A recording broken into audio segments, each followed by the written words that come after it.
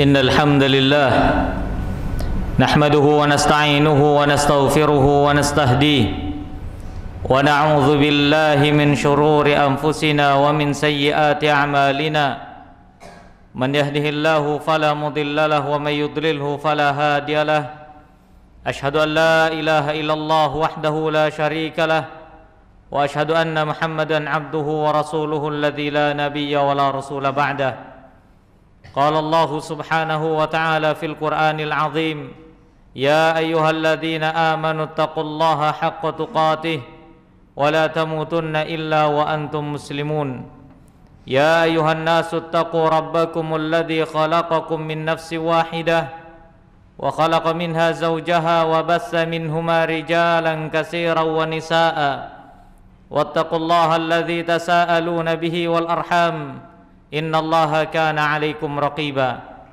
يا أيها الذين آمنوا اتقوا الله وقولوا قولا سديدا يصلح لكم أعمالكم ويغفر لكم ذنوبكم ومن يطع الله ورسوله فقد فاز فوزا عظيما فإن أصدق الحديث كتاب الله وخير الهدى هدى محمد صلى الله عليه وسلم وشر الأمور محدثاتها فإن كل محدثات بدعة وكل بدعة ضلالة وكل ضلالة في النار أما بعد معاشر المسلمين jamaah sidang salat Jumat rahimani wa rahimakumullah, kami wasiatkan untuk diri kami pribadi dan untuk para jamaah sekalian agar senantiasa bertakwa kepada Allah Subhanahu wa taala di setiap waktu dan tempat, agar supaya Allah Subhanahu wa taala menjadikan pembatas antara kita dengan dosa dan maksiat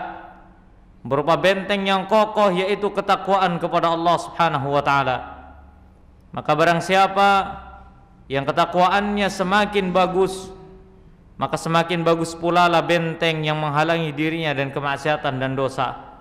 Jika semakin lemah ketakwaannya kepada Allah Subhanahu wa taala, maka semakin lemah pula lah benteng pembatas antara dirinya dan kemaksiatan kepada Allah Subhanahu wa taala. Ma'asyiral muslimin rahimani wa rahimakumullah, salah satu di antara sifat yang tercela di dalam Islam adalah sifat kejahilan, adalah sifat kebodohan, ketidaktahuan seorang terhadap suatu perkara yang penting dalam kehidupannya. Agama Islam adalah agama yang mulia, yang telah menjelaskan segala sesuatu dengan sempurna, dengan penjelasan-penjelasan yang bisa ditangkap oleh siapapun juga. Agama Islam adalah satu-satunya agama yang menyempurnakan segala sesuatu dengan cara terbaik, memberikan pengetahuan yang luas bagi siapapun yang ingin mengambilnya. Maka ketika ada seorang muslim yang mengatakan dirinya adalah seorang muslim akan tetapi ia tertimpa dengan penyakit kejahilan, maka sesungguhnya hakikatnya ia tidak mengerti apapun tentang urusan agamanya.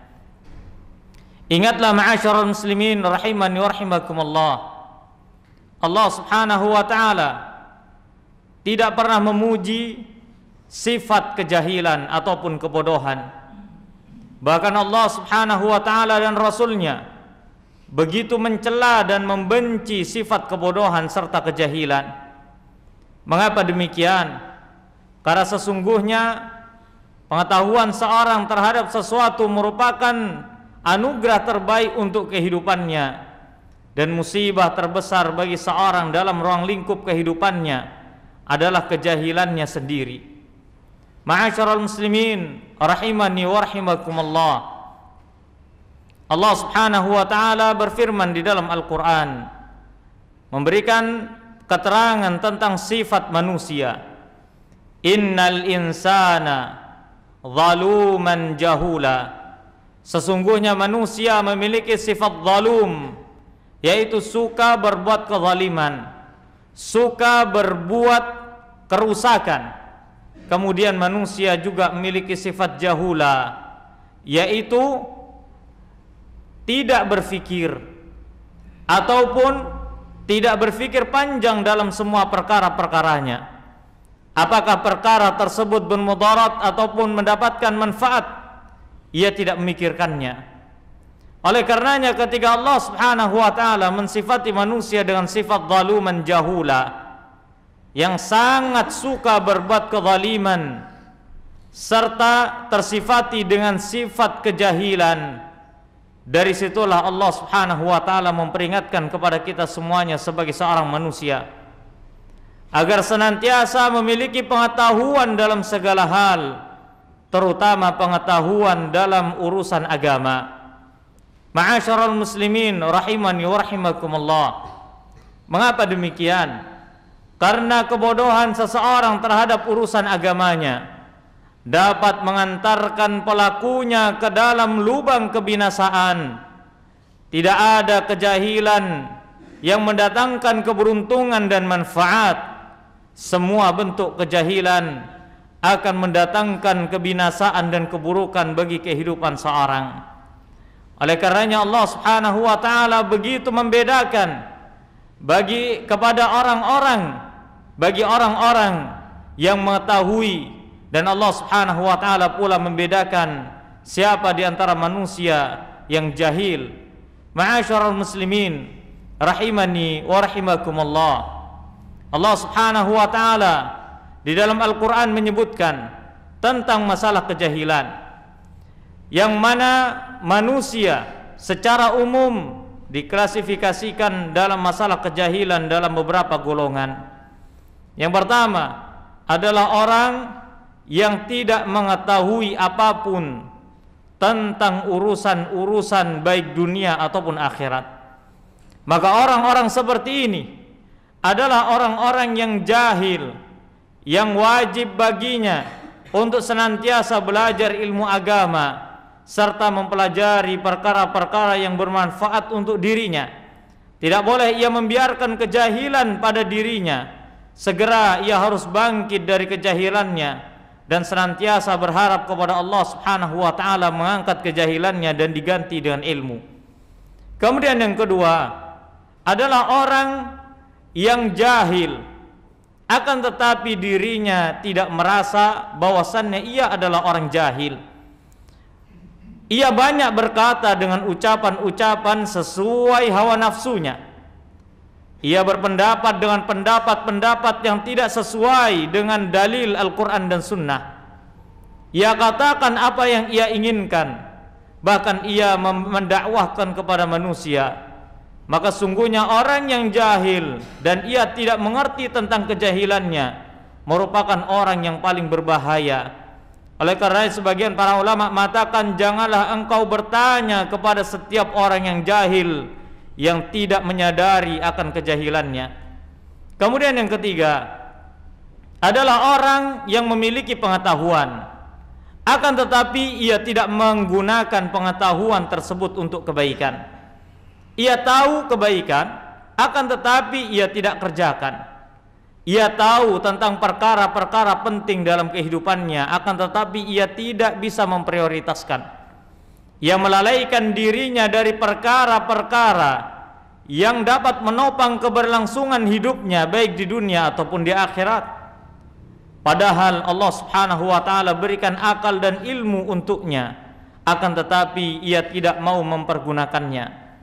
Apakah Anda menyangka bahwasannya orang jahil adalah orang yang sekedar tidak mengetahui sesuatu? Akan tetapi yang benar, orang jahil yang paling parah adalah orang yang mengetahui sesuatu, akan tetapi justru ia mengingkari pengetahuannya. Ketika ia mengetahui tentang halal haram, justru ia yang melanggarnya.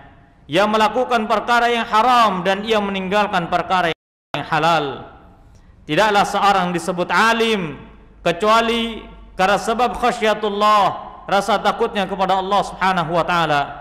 Maka jika khasyatullah tersebut hilang, seorang yang alim akan tetap berpredikat jahil di hadapan Allah Subhanahu wa taala. Ma'asyiral muslimin rahimani wa rahimakumullah. Allah Subhanahu wa taala berfirman di dalam Al-Qur'an, "Qul hal yastawil ladzina ya'lamun walladzina la ya'lamun innama yatadzakkaru ulul albab. Kata Allah Subhanahu wa taala, katakanlah wahai Muhammad, apakah sama antara orang-orang yang mengetahui terhadap sesuatu kebaikan dengan orang yang tidak mengetahui apapun tentang kebaikan?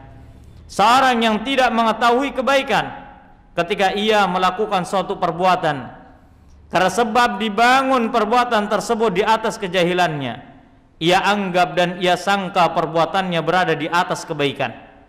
Kenapa? Karena ia tidak mengetahui hakikat kebaikan. Oleh karena para ulama mengatakan, pelajarilah kebaikan dan kenalilah ia, niscaya engkau akan mengenali dan mengetahui kesalahan.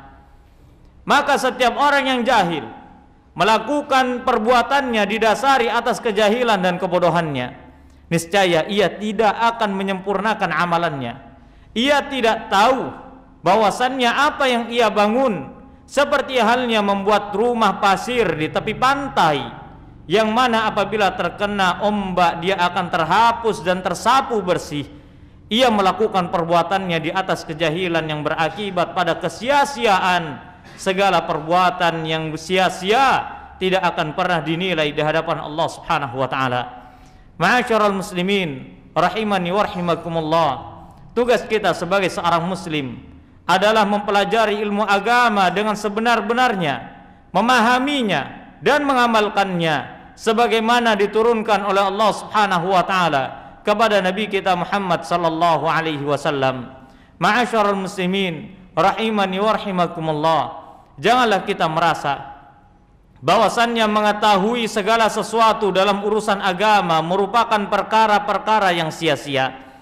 Karena pada hakikatnya ketika kita berdiri untuk salat, terkadang tidak mengetahui tentang hukum-hukum gerakan salat yang sedang kita kerjakan.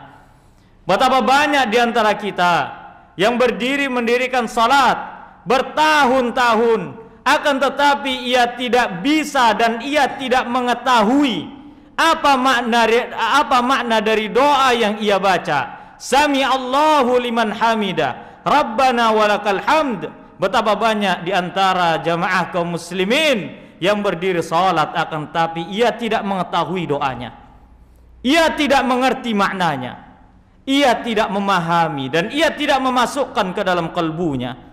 Maka lihatlah ma'asyiral muslimin, ketika Allah Subhanahu wa taala mewajibkan seorang iqamis salat, mendirikan salat, bukan sekedar ketika seorang melaksanakan salat, akan tetapi mempelajari salat, semua hal yang berkaitan dengan salat, sehingga ketika ia telah menyelesaikan salatnya, ia telah menjadikan salat sebagai pendirian dalam kehidupannya. Maka lihatlah ketika seorang yang berdiri salat, ia mengetahui tentang hukum-hukum salat, maka amalan salatnya lebih diterima dan lebih berkualitas di hadapan Allah Subhanahu wa taala daripada yang tidak mengetahui apapun tentang salat.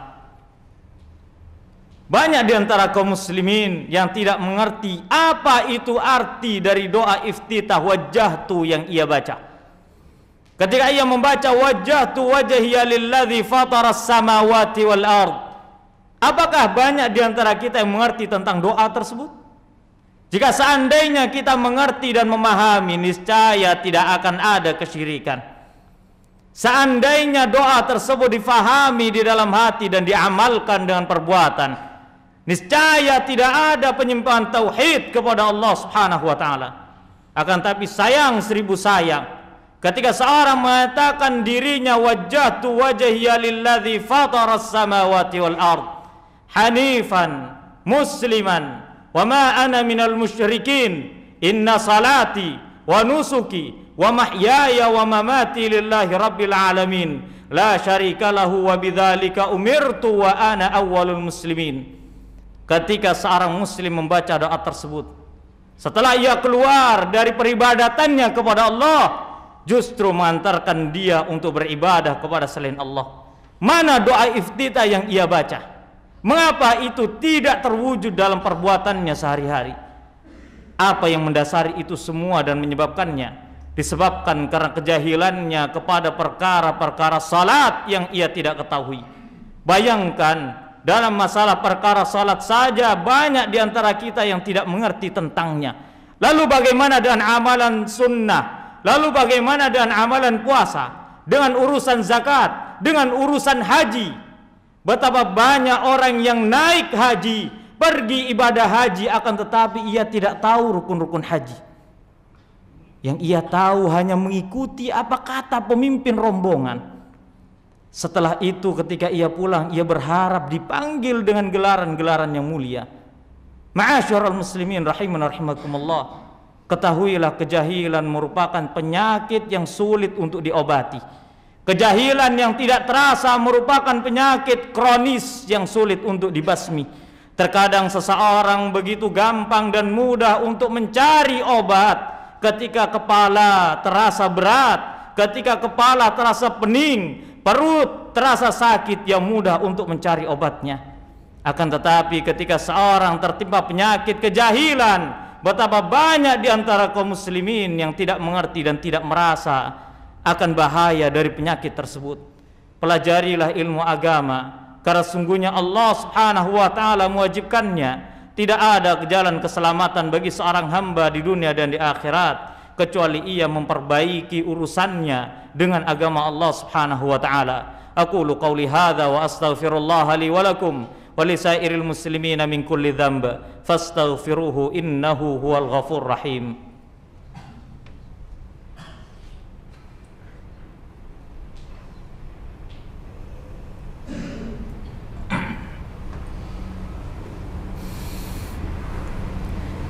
Alhamdulillahi rabbil alamin, wassalatu wassalamu ala ashrafil anbiya'i wal mursalin, sayyidina wa habibina wa syafi'ina wa maulana Muhammadin wa ala alihi wa ashabihi wa tabi'in wa man tabi'ahum bi ihsanin ila yaumiddin wa sallama tasliman katsira, amma ba'du.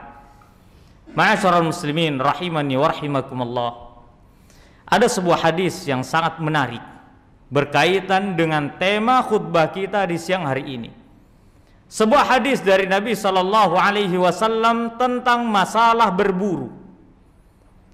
Dan itu telah disebutkan oleh para ulama dalam banyak kitab-kitab fikih. Apa itu?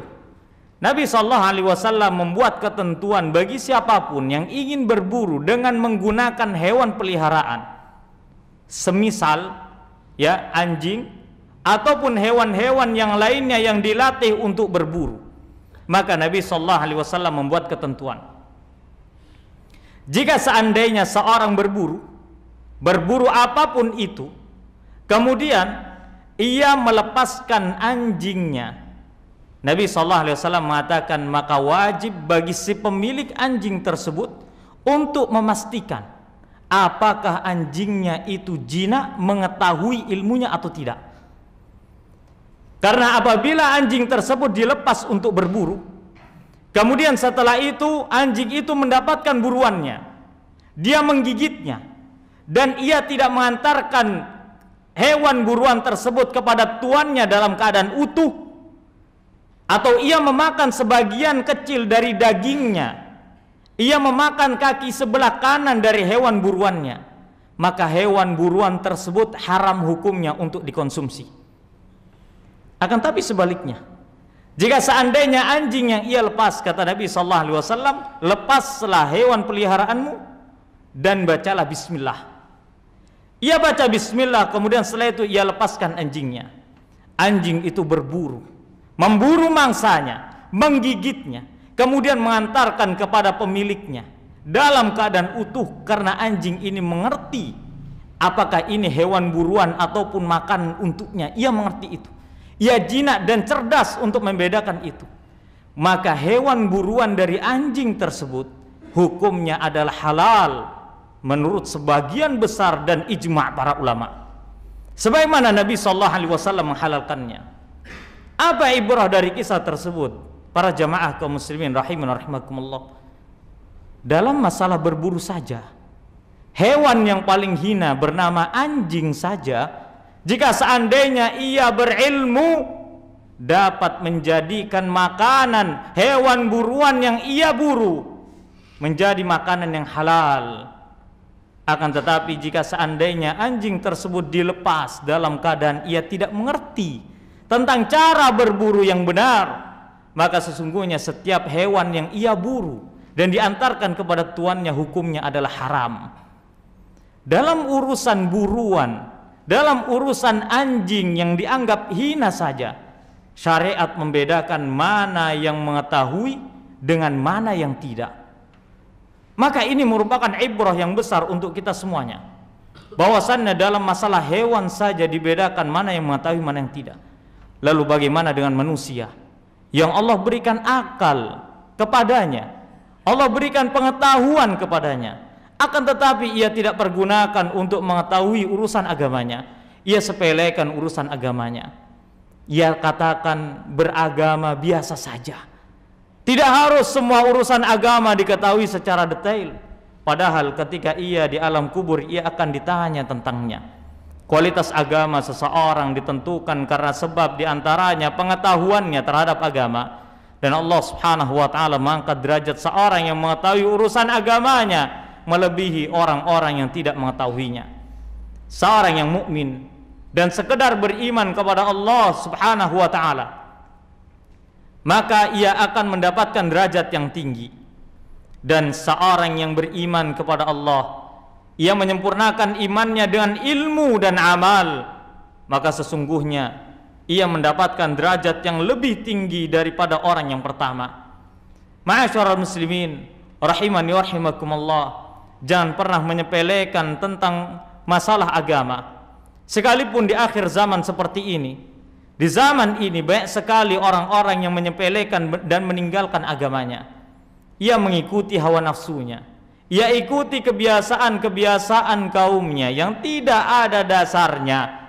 Benar apa kata Nabi sallallahu alaihi wasallam, la tattabi'anna sananan man kana qablakum syibran bi syibrin wa dhira'an bi dhira'in hatta law dakhalu juhra dabbin la dakhaltumuh.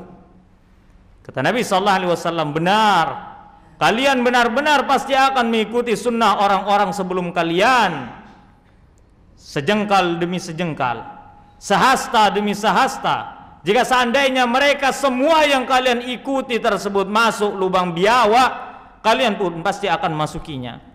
Maka sahabat radhiyallahu anhum ajma'in mereka bertanya, fasalu, bertanya kepada Nabi sallallahu alaihi wasallam, al-yahudu wan nasara ya Rasulullah, apakah yang diikuti tersebut kebiasaan Yahudi dan Nasrani? Maka Nabi sallallahu alaihi wasallam bersabda, faman, kalau bukan mereka siapa lagi yang pasti kalian akan ikuti?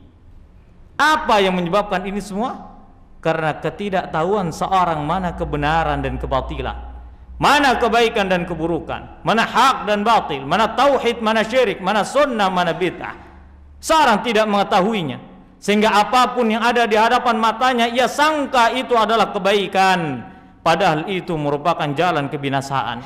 Semoga Allah subhanahu wa ta'ala senantiasa memberikan pengetahuan kepada kita, ilmu dan amal, memudahkan kita untuk meraihnya, sehingga kita bisa menyempurnakan iman kita kepada Allah subhanahu wa ta'ala dan meraih derajat yang tinggi di sisi Allah subhanahu wa ta'ala. Innallaha malaikatahu yusalluna ala nabi ya ayyuhalladzina amanu sallu alaihi wa sallimu taslima. Allahumma salli ala Muhammad wa ala ali Muhammad kama sallaita ala Ibrahim wa ala ali Ibrahim wa barik ala Muhammad wa ala ali Muhammad kama barakta ala Ibrahim wa ala ali Ibrahim fil alamin innaka Hamidum Majid. Allahumma ighfir lil muslimina wal muslimat wal mu'minina wal mu'minat al ahya'i minhum wal amwat innaka sami'an qaribun mujibud da'wat fa yaqadiyal hajat. Allahumma izzal islam wal muslimin wa dhilla syirka wal musyrikin wa damir a'da'aka a'da din ya qawi ya matin. Rabbana atina fid dunya hasanah wa fil akhirati hasanah wa qina adzaban nar. Wa sallallahu wa sallam wa baraka ala sayyidina Muhammadin wa ala alihi wa sahbihi wa sallam wa akhiru da'wana alhamdulillah wa aqimus salat.